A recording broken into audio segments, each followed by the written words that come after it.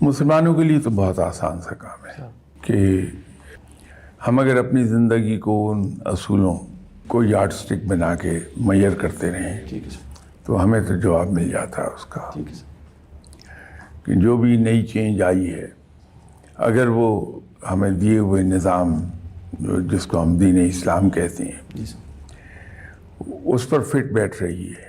میں اس میں یہ عرض کر دوں کہ اگر معاشرتی تبدیلی آ رہی ہے کہ جو کچھ میرا ہے وہ میرا ہے, جو آپ کا ہے وہ آپ کا ہے.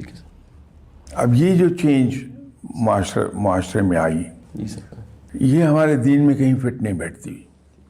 ہمارے یہاں دین میں اپنی ذات بعد میں ہے, دوسروں کی ذات پہلے ہے. یا معاشرے میں ایک نئی تبدیلی آنی شروع ہوئی ہے کہ ہمارا تعلق ماں باپ سے اسی وقت تک ہے جب تک کہ ہم 18 سال کے ہیں, نہیں ہوتے. 18 سال کی عمر کے بعد ماں باپ اپنے ایٹ دیئر اون اور ہم we are at our own. ہمارے دین میں اس کی ایکسیپٹیبلٹی نہیں ہے.